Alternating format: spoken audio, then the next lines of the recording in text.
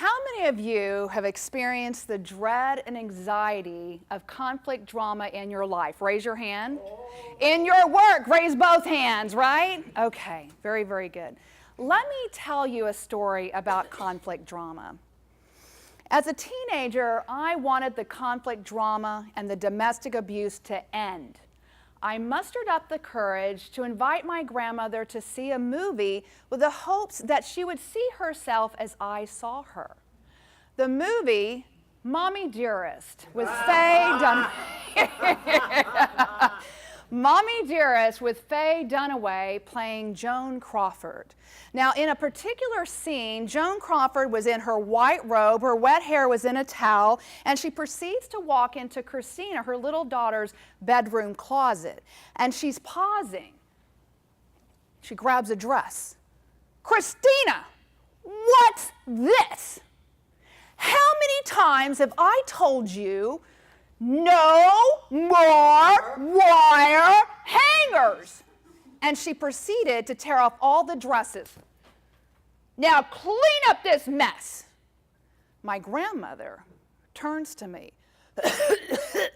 Why did you bring me here? I don't know.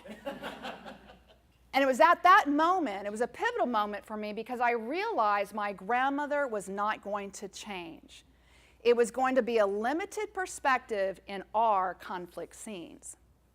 Now, our family drama was really evolved around a single grandparent raising my two sisters and I, Debbie and Denise and I, on a limited income.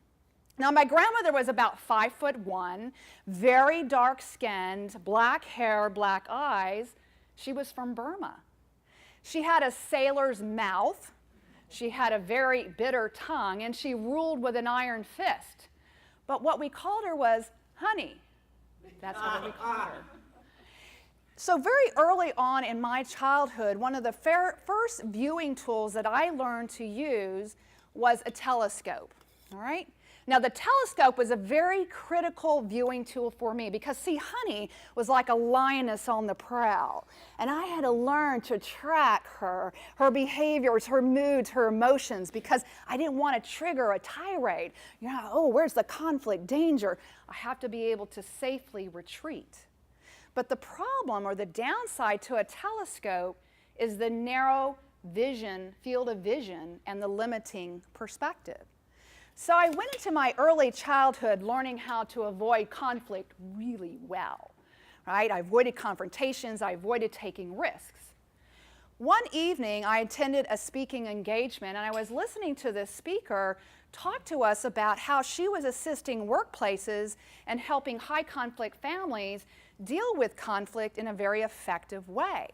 And it was the first time that I learned about the conflict resolution field.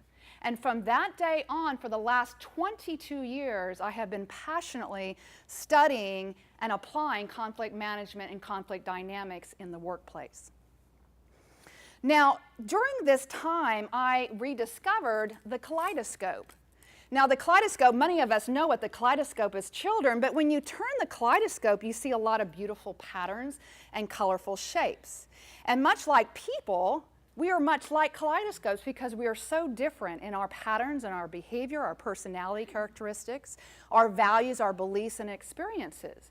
So we have to understand that we're in conflict situations that we bring in unique perspectives.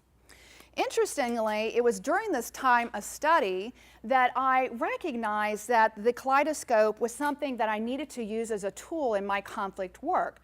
How could I use this tool to ask really good questions, to listen in a much deeper way to understand the conflict, to be able to check assumptions and be able to be empathetic, not only to the people I'm working with, but for myself? And then how do I teach that to the clients that I work with to look at different perspectives? I then realized after working through some of the conflict that I was still using the telescope to see Honey through. And I decided I needed to use the kaleidoscope to really see. Now, it took a couple of turns to see her beautiful patterns, but I did because then I understood her drive and motivation to help my two sisters and I really become strong, independent women with entrepreneurial spirits. Today, I'm a recovering conflict avoider. I use all of those tools in addition to a mirror for my self-reflection and growth. So my question to you is, what tools are you using to look at your interpersonal conflicts? So today, I invite you to explore with me, how do you turn your telescope into a kaleidoscope to see different perspectives?